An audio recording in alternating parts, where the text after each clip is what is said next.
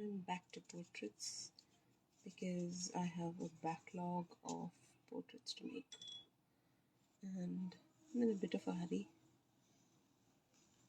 So just earlier this evening I tried painting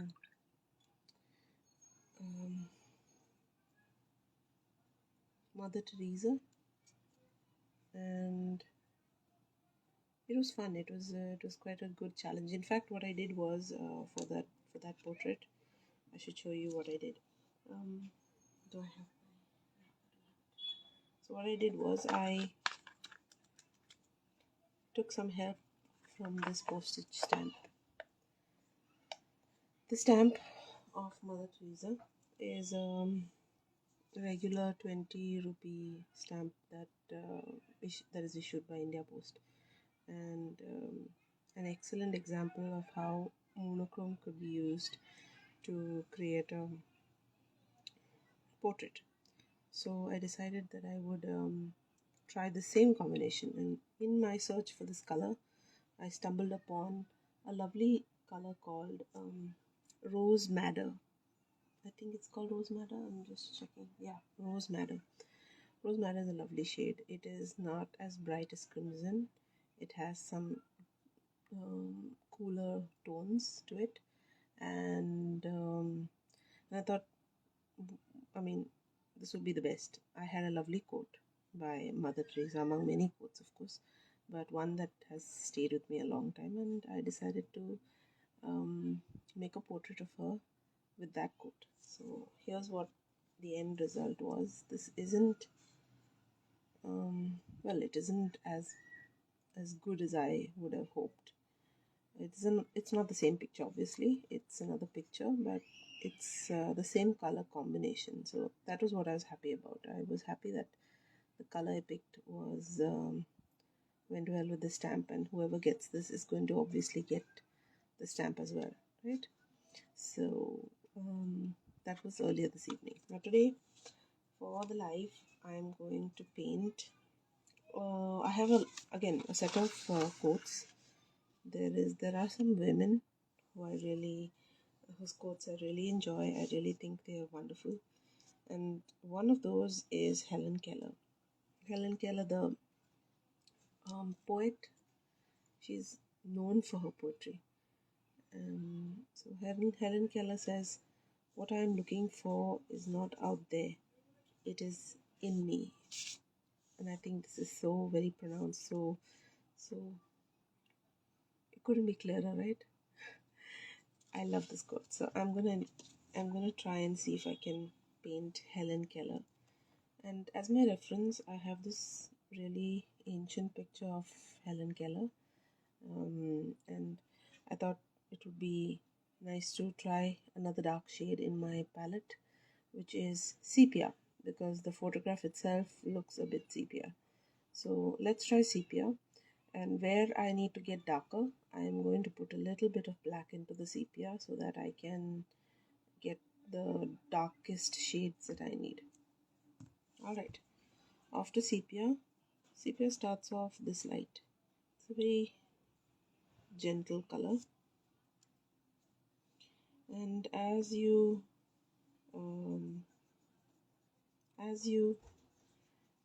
get darker, it as it gets darker, it looks like this, something like a mix of brown and black. Yeah, so it does get nice and dark.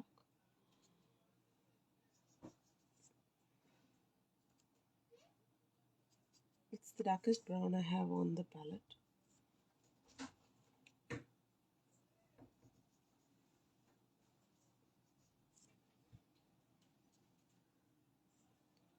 As you can see, this will only get so dark at a point where I have maximum pigment. Okay, so if I want something darker than this, I will need to add a little more black to my mix, right? So here, this is the darkest I can go. So what I will need to do here is add a little bit of black, and I should get that darker shade. Yeah, it can get darker with a little bit of black. So this is something I could do to get my really dark shades with sepia. Okay, so keeping that here as my guide, I'm going to try and paint this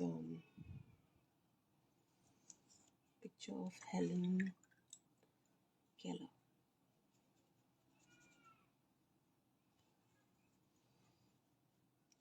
Lightest sepia.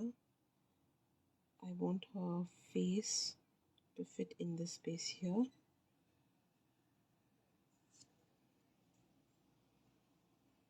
So my hair. So with my lightest shade, I can pretty much use my brush as my pencil, right? It's not going to make a very big mark on my paper, right? So now what I'm trying to do with this is just get the shape of the face. At this light shade, all I want is the shape of the face. So the face comes in here. She's got a nice broad chin and then a little bit of her mouth will come somewhere here. So do your estimate. I mean, this is where you will have to estimate. Eyes over here, and then she's got hair. The hair is the part that I often do not fill out because this is what I will adjust my face with, adjust to get my face proportions right. After I make the features of the face, I will make adjustments in the hair, the length, the thickness, the amount on above the forehead, around all of that. Those adjustments will come in a little later, so don't worry too much about it. But yes, you can make some allowance where you feel that it's quite clear you need to have hair at certain places. So then you have the neck, and around her neck are some pearls. So because I don't intend to use white, I will just leave a section here paper white. Okay, so then her dress comes in like this, and a V, same thing here. I'm not even sure you can see this. It may not be visible because after all I am painting this in the lightest shade of sepia. But don't worry, I'll hold it up for you in a minute. As soon as I get my shapes in, I'm going to hold this up and you can get a clearer idea of what's happening.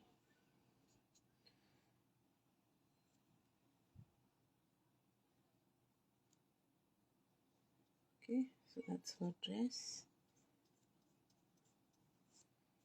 And on the other side, she's got it slightly lower, her chin, her neck, and then there's where the dress comes into the picture. Like I said, because this is a sepia, black and white sepia kind of tone, I already have the shades kind of standing out to me in this photo itself, and that's what I'm trying to copy here. So here's my very first wash. If you can see it, that's all I've done. I've given it a shape, and this shape will change as I add more and more details. Okay, this is the very important part of trying to make a portrait without a pencil outline, without drawing any shape. This is a real challenge because we are very used to following a guideline. We need that pencil to give us a structure, and that's how most of us work, and there's nothing wrong in that. That's where we are able to get the accuracy in our portraits. So this method is not something I'm saying that you should do. I'm just saying it's an excellent exercise, at getting these proportions directly without having some sort of a support in the form of a pencil sketch. That's all. It just helps you estimate better and better each time you make a portrait directly. Okay, oops, I'll keep this out. It's still damp. Okay, keep it here. Now that the first layer is done, I'm going to start using a slightly darker shade. And I have said this before, but a darker shade, what I mean by darker shade is a slightly dried up version of the same paint. The very same paint. I'm just using a dried up version. So as the paint dries, you will notice that it gets a wee bit darker because now there's more pigment and less water. So as it dries up,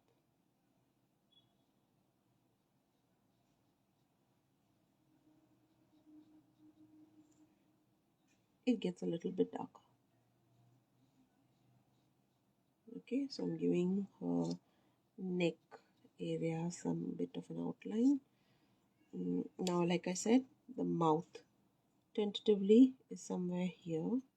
She's smiling wide. That's good. Somewhere here, there's a lip. And there's a wide smile. It reaches all the way here. It goes all the way to this end. Her lip ends somewhere here. Then there's some shadow. Over here is her nose. So I'm going to just... Okay, let me just try and get a little darker shade. And let me change my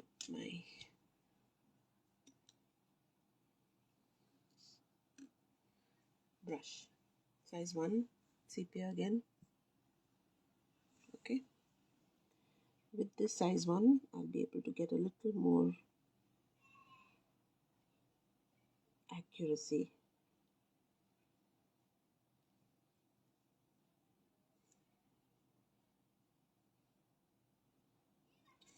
Now I'm actually sitting at an angle, so I'm going to just pull this towards me a bit so that I'm sitting more or less in front of it and trying to get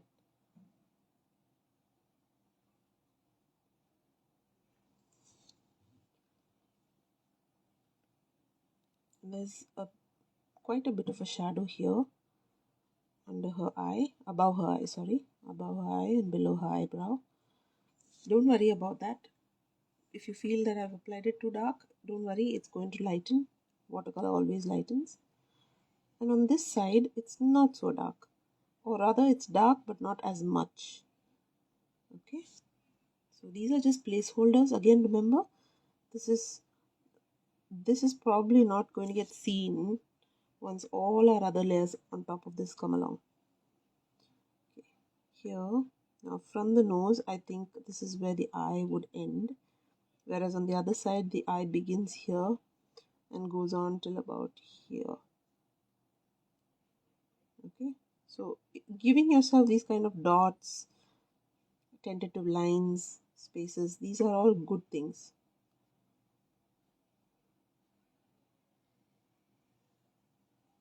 Okay, so she's got an eye that's quite visible.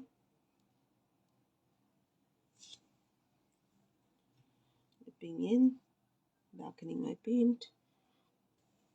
The iris is always challenging, especially for light-eyed people. Right, so she's got an iris over here and one here.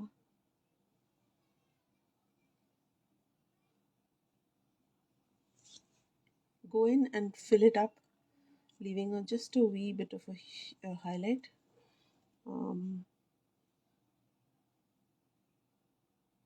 See, like this. If by chance the highlight goes off, don't worry, we can add it in with white at the end or some other time. So don't worry too much about it. Okay. Now over here there's a smile. Okay, she's got a nice smile line. Quite a dark one. So you can put that in, don't worry. You can shape the nose a bit more.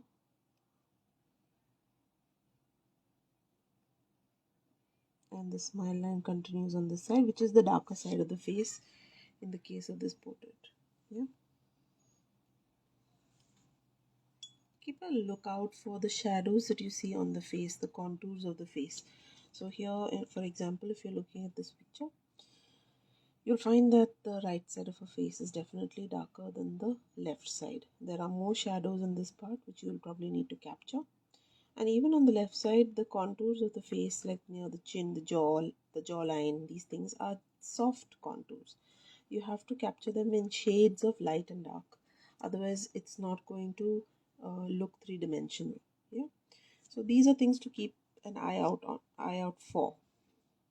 Okay. Now, like I said, I have done nothing with her hair, and I will not worry about it too much. I will get on with the other details. So, for example, I want to get her smile line over here a little bit more deep. Okay, it's going to disappear into some amount of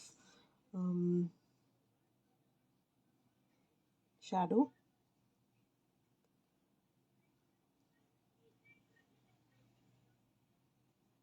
Okay, here too there is some darkness because that's part of the shadow. Now under her lip over here is definitely a soft shadow, so I'm going to just lighten my watercolor, okay, and kind of blend it in. Take off, if you want to blend something, pick up excess paint with a clean brush, meaning you wash off your brush, dry it, and then just pick up the paint that you already put. You'll find a lot of people talking in that's the verbiage to use. Verbiage to use. And that is picking up paint. Picking up paint literally is by cleaning your brush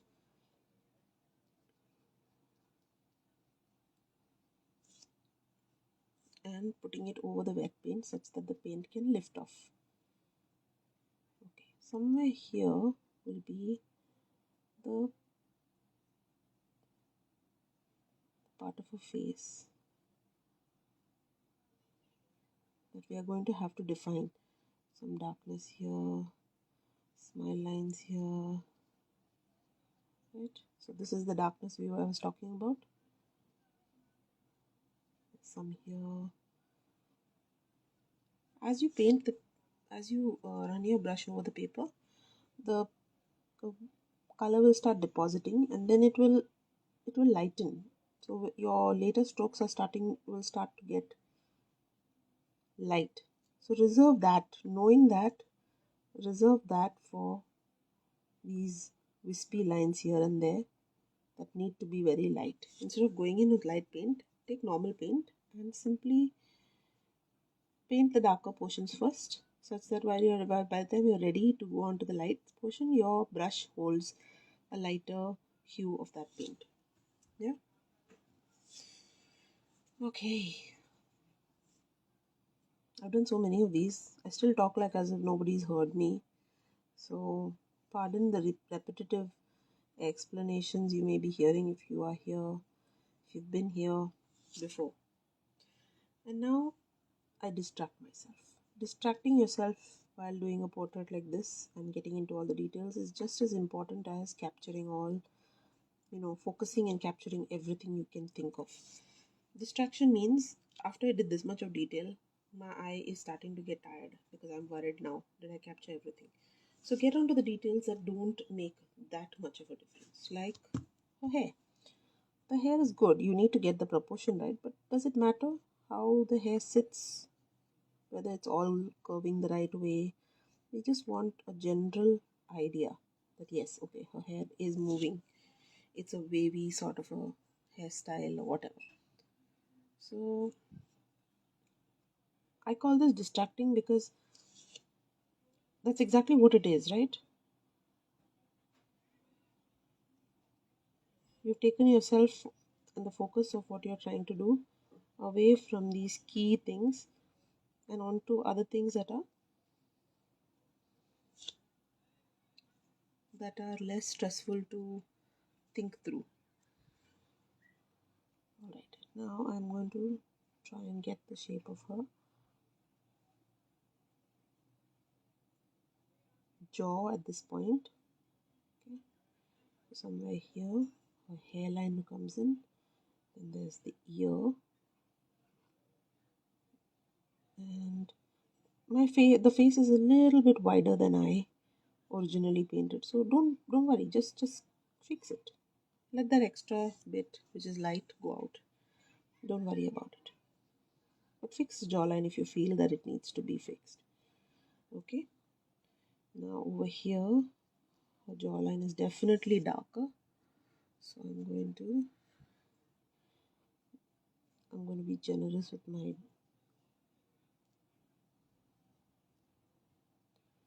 dark color here.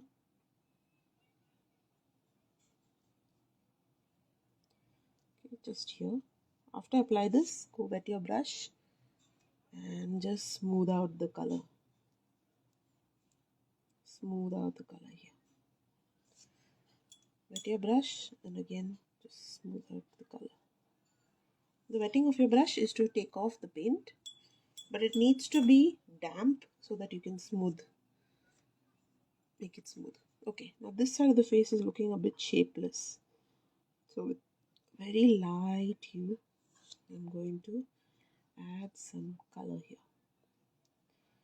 Some definite shadow, but it is light shadow. Very light. Okay, the curve of her jaw over there. And then some shadow over here. There's not much over at the eye at this portion.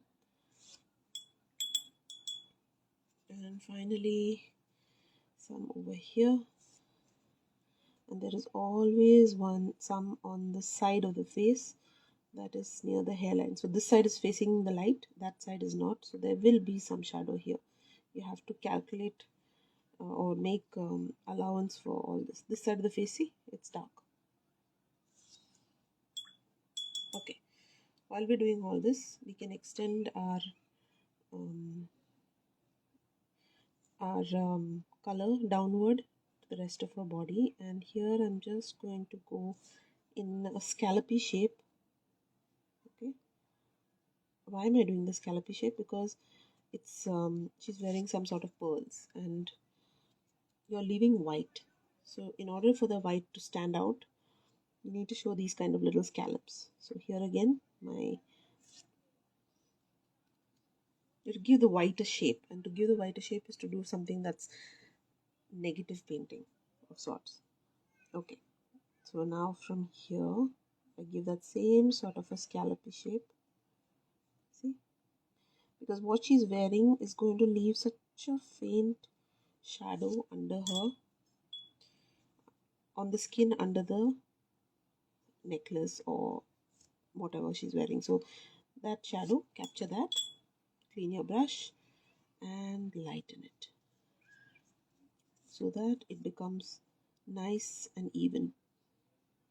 Here again I'm applying a bit, clean your brush, and with the damp brush simply soften the touch. Okay, now we have to give more shape to her hair because it has the wisps sticking out here and there, and of course we need to add the detail of her eye with a little more color, deeper color. Now while that is still settling, let me just put these little gaps to indicate the pearls.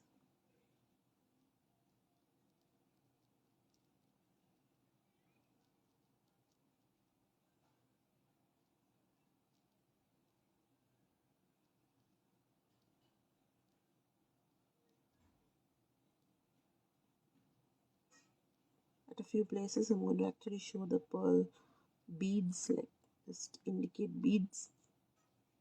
Just a few places, not all over. That's it. And that becomes the necklace, right? Okay, now I can go in with my darker shade. So here now I'm going in with a nice rich shade of sepia. Not yet black, not yet adding the black. And now I'm going to start putting the shadow of her hair. So where the hair touches the skin, you will find a little bit of shadow. Okay, so here there's shadow.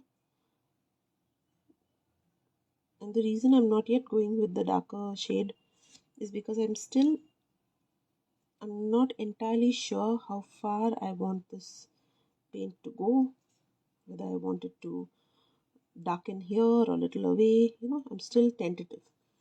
It's once I have the shape and I'm happy with the shape that I will go with my deepest shade over something that's light.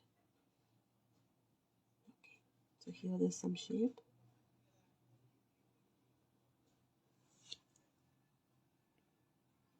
And then this part of her hair is so white, I mean almost white, that you can only see wisps, like little wisps of hair. That's it. Okay, now onto this side, there's definitely a shadow here. We're going to come back and deepen this, like I said, but for now, this is good enough. And this also gives me some strands that are extra dark, those kind of things. So here, now for example, here, I'm going in with this dark brown, but when I come back with a darker brown, you'll see me add a lot more color here.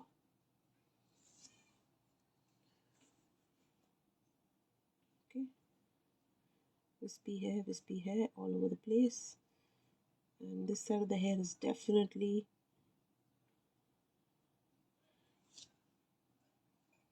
darker. Okay, next,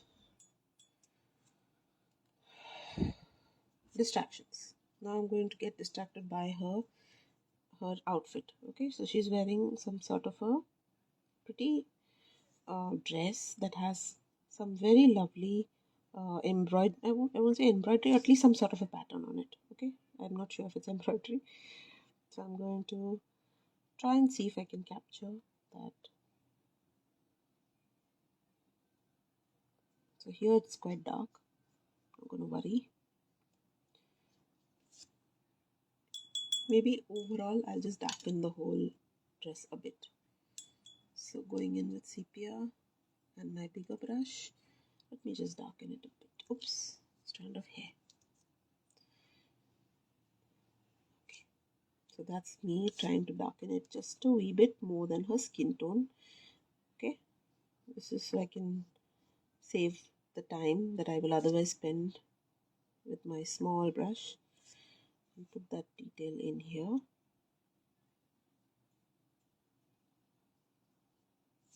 Okay, that this is taken care of. Bust will, I mean this part, this top part will end here. I'm not going to go into too much detail. Blur it out, and that's it. So now it's very clear she's got this darker dress, right? Drop in a little bit of more sepia on this side, because as you can see, this portion is darker. So I'm just being generous with my sepia here. A little bit of hue, a little bit here, some dots here. Here you can actually just dab. Whatever falls, let it be uneven. Yeah, got it. Now that that's done, I'm going to go in with my darkest shade, and my darkest shade is sepia with a little black. So let's take sepia. Now I want to reduce my water content drastically. I want to definitely have more paint and very little water.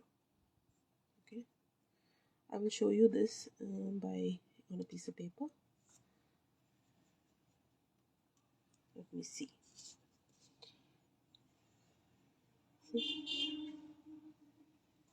Okay, it's still a little more watery than I expected it to be. That's okay. I've got the shade. I'm happy I've got the shade. Here, I'm going to start with this portion because this portion is so dark you won't believe it. In the picture itself, it is super dark. Same way near the eye. Now be very very careful. Use your thinnest possible brush.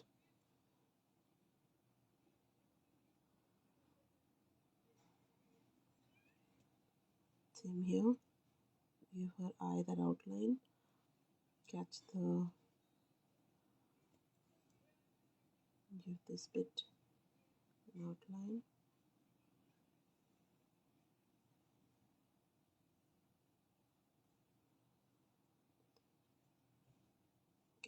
Same thing can be applied here. I was telling you it is dark.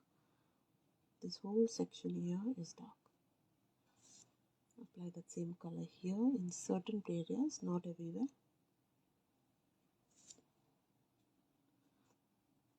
I like this shade. This is like coffee, a bit like coffee painting. Gives you these kind of shades. Although coffee doesn't dry very much lighter, watercolor does. So when you're applying it, it may look like coffee. When it dries, it looks slightly different. Okay, here I have dark.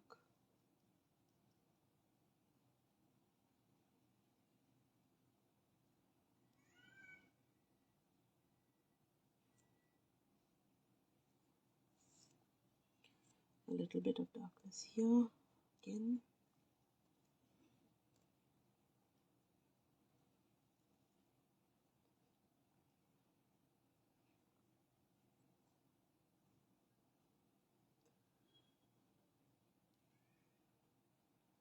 Now here under the nose there is quite a bit of shadow.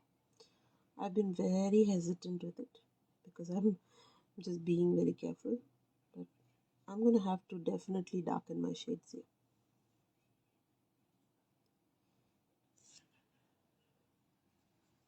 So hard to put down a dark shade. You're always worried. This is watercolor, you can't correct it. So we're always fearful of adding a dark shade. And it's justified. It's a justified fear. But once you slowly start to get used to the lightness of watercolor, that is the light, the way it dries off little lighter, it feels like it corrects itself, you know.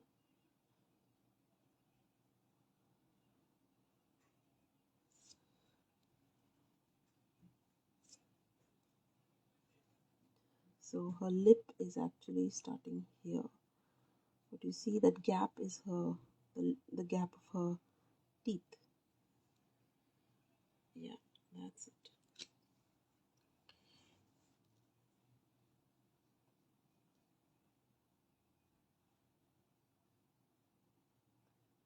A little bit of her lip is shapely here, and you want to capture that. Yeah, okay. Now, let's get on to the distractions. We have to have a little darkness here. There is some sort of a shadow that the dress is leaving onto her skin, and we're just trying to capture that here. See? Same way as you go to the left, her necklace is leaving a bit of a darker shadow in between, and we have to see if we can capture that. Over here, jawline, slightly deeper color here.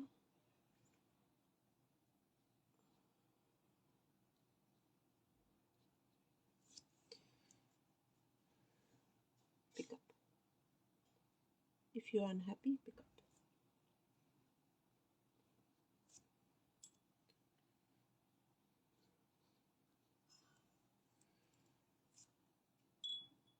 Just as a little light, since it's a deep necked dress, you can put some shade over here, more on this side. Clean your brush and wipe off the excess. Sometimes we apply paint on the paper to stain the paper. So in such instances, you are staining and lifting off the paint. It's important that the paint goes off the paper after it has stained the paper. So this is one example of that. And I stained the paper brown and then picked it up. Thanks, Devashri. Okay, so I have this bit that comes here, her hair. And she doesn't have too much more to add actually. We're coming close to almost getting done. All I need is my little brush, and maybe this time just a little bit of black into the thing. Oh, we have to put the details. I forgot about that. Okay, a little bit there, a little bit here. little bit on her neck here. There is definitely, I'm really hesitating too much, but it actually is there. There's a lot of shadow here.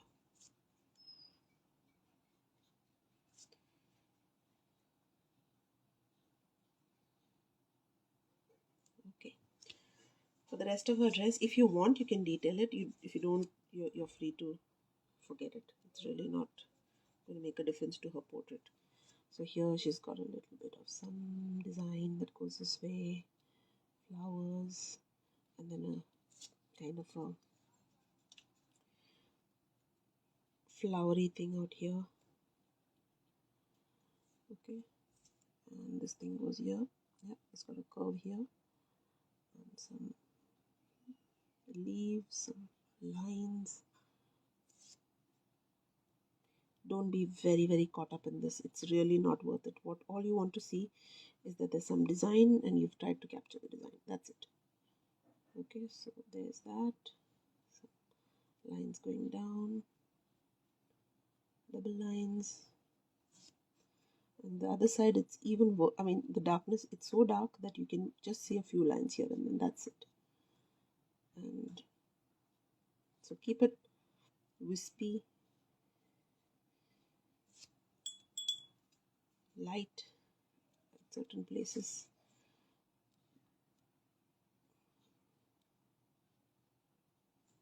And some, that same motif of some flowery thing here.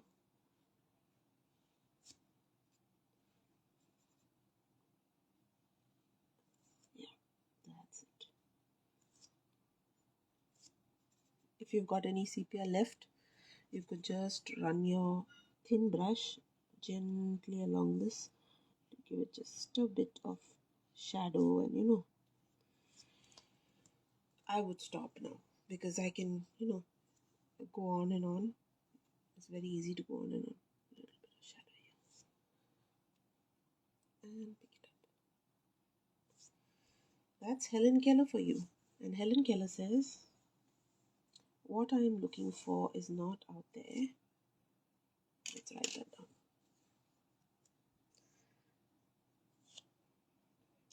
What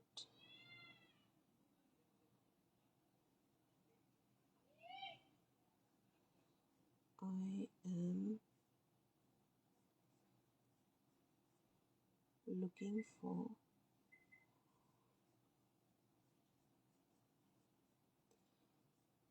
this exercise is to make sure my lettering is more or less straight. Is not looking for is not out there. Is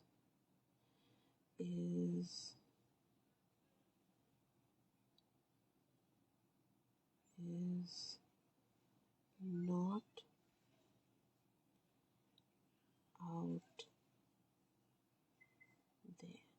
So those of you who know the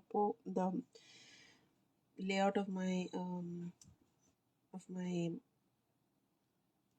bookmarks, why does the word evade me, will know that I use two different lettering styles. One is this, the uppercase one, and the other is like a cursive thing. So looking for is not out there. It is in me. It is in me. And that is by Helen Keller.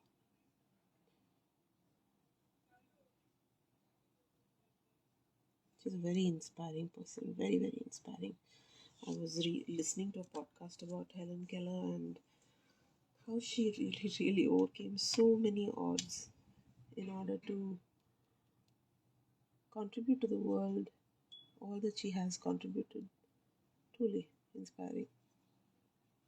The struggle of someone without one of their faculties is not something we can think we can even start to understand.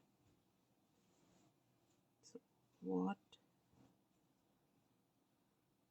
I'll darken this a bit with the black because this is turning out to be light. What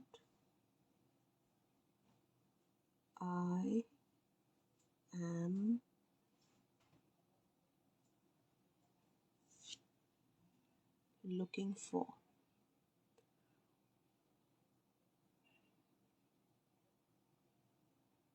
I make a lot of adjustments in the lettering as I write it, because that's what the pencil is for, right? That's why we've done it in pencil, so that you can make these adjustments more accurately. Is not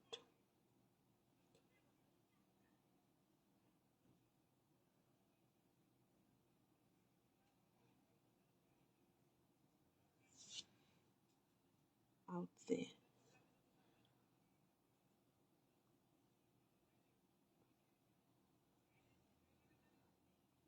Out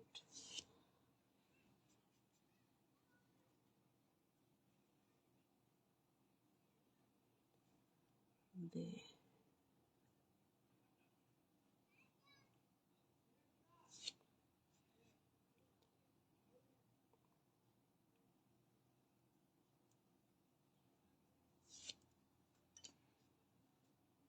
Comma. It is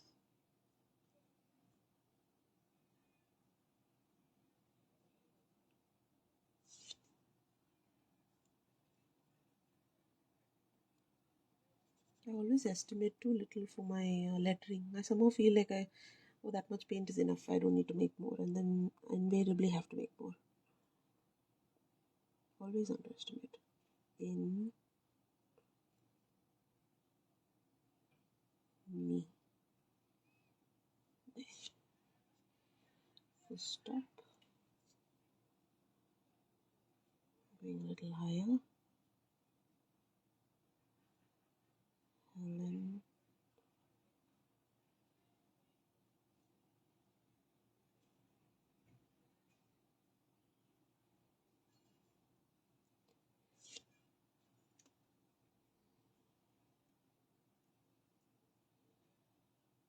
Keller.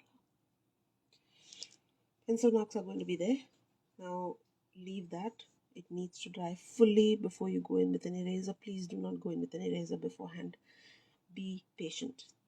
Go and do something else if you have to distract yourself, but do not erase. After all this work, you must not erase in a hurry. Last thing to be left to do, which is basically, I love to put a splash of paint. It's what makes this whole thing lovely, a lovely watercolor thing.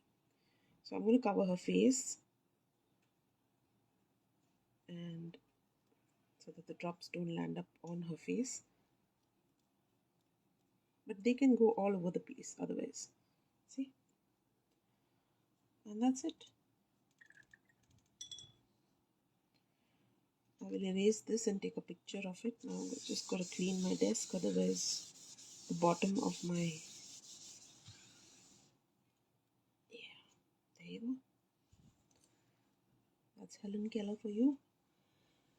Thanks for hanging around. I hope somebody is inspired enough to make a portrait directly in watercolor. Challenge yourself. It can go wrong, and it will go wrong. Let me just put it that way. Let me put it out there that it will go wrong. And once you know that it will go wrong, you have nothing to lose. You really have nothing to lose. Just do it. Okay? So, thanks for joining. I have a few more portraits. If I have time, I'll go online and do it. Otherwise, I'll record it. I hope this was fun. See you later. Bye.